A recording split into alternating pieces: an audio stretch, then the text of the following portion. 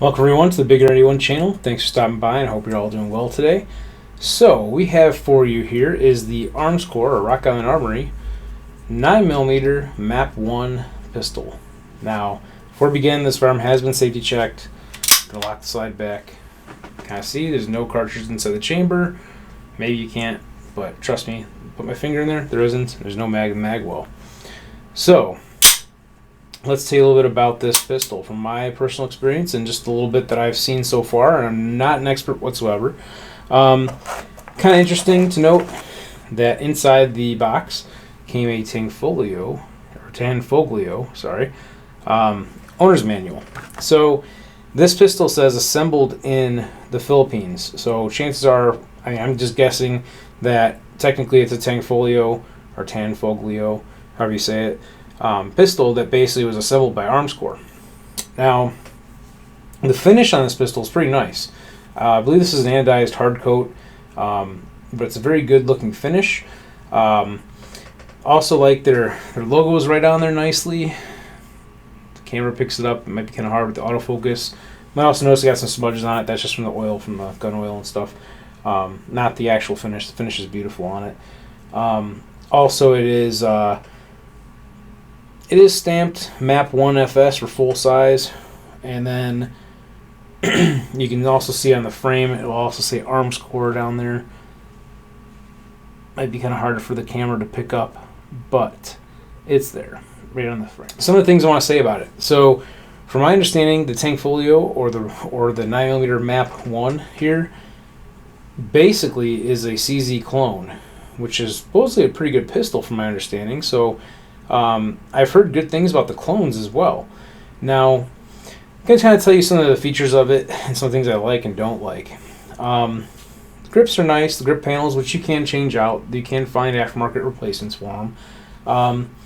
It does have a manual safety here, which, locks the slide, locks the hammer, and so forth. Obviously locks the trigger. But you can actually put this one in a half-cocked position.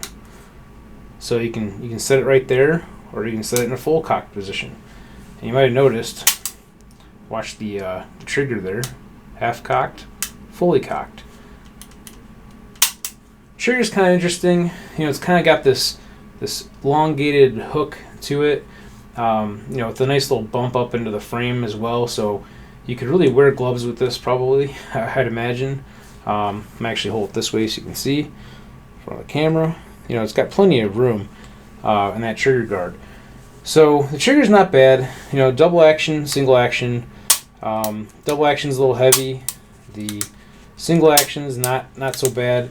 I don't remember what it's rated for, but I've heard a lot of people say that you can do some trigger modifications to help with that as well. So it's a pretty basic pistol, but for the price point, you get a lot for the price point. And I'm not going to go into the price because prices do change and so forth. And it really depends on where you buy it and all those kinds of things too. So what I will say is that comparable to other pistols, other 9mm full-size pistols out there, this is at a very lower end of the price point. However, you also get the lifetime warranty from Rock Island Armory or Armscore, which is phenomenal. It's a fully transferable warranty. Basically, if you've got an issue with it, I guess you call them up and you send it in and they'll take care of it for you. Great company behind this product. So, besides the double action, single action trigger and so forth, one thing is the sights. Sights are not bad. The rear one might be adjustable. There's a couple of holes down in there that look like they might have some set screws. I'm not sure. Haven't messed with it yet. But the front sight is part of the slide. That's a down point for me because these sights are just little plain, and I'll kind of try to show it on the camera if it'll zoom in on it. They're just white sights, little white dots. I kind of wouldn't mind having like night sights on it, or maybe even putting a fiber optic front sight on it or something like that. Maybe I want to have the option to be able to change that, just for my own personal customization. As a regular home defense pistol, I think this is not a bad option. It's designed off a reliable platform. As far as the ease of disassembly, that's kind of cool feature. one little trick I want to show you all that I learned from my friend Joe Nixon is that on the back here, you see these two little dots, the one on the frame and the one on the slide? Well, in order to take it apart, you have to line those little dots up, basically one on top of the other. And when you do that, you pop out the slide release. You can actually push from this side and the little tiny, portion that's sticking out, which we'll try to do that now. It's not super easy on a brand new pistol, I'll give you that. Okay, so you see I kind of lifted it up off the frame there. So you got to kind of wiggle it out the rest of the way. It just kind of pulls out like so. Your slide release. And of course, the slide just comes forward. You can kind of see it's a little bit dirty inside. I haven't cleaned it yet since I took it out to the range, which I'll show you all the video of that too.